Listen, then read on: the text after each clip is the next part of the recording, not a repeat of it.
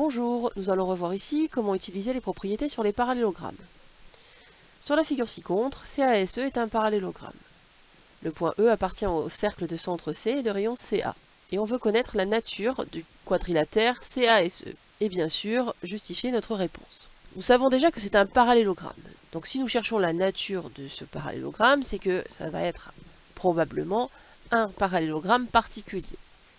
Le fait que CASE soit un parallélogramme nous donne des informations sur les côtés opposés, alors sur les diagonales aussi, mais bon, les diagonales ne sont pas tracées, donc il est peu probable que nous ayons besoin de les utiliser. Les côtés opposés ont donc la même longueur et sont parallèles.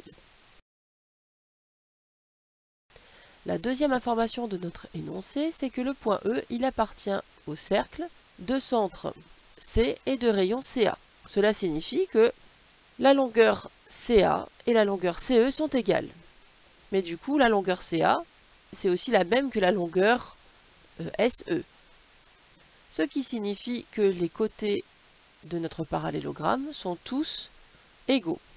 Cela vient d'une propriété que nous avons vue dans la leçon qui dit que si un parallélogramme a deux côtés consécutifs de même longueur, alors ce parallélogramme est un losange. Comme le point E appartient au cercle de centre C et de rayon CA, les longueurs CE et CA, qui sont deux côtés consécutifs de notre parallélogramme, sont égales.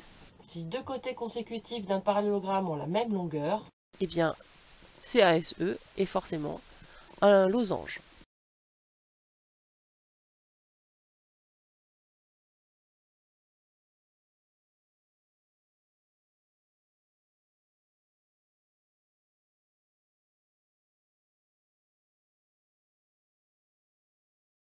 Nous retrouvons la structure de la démonstration.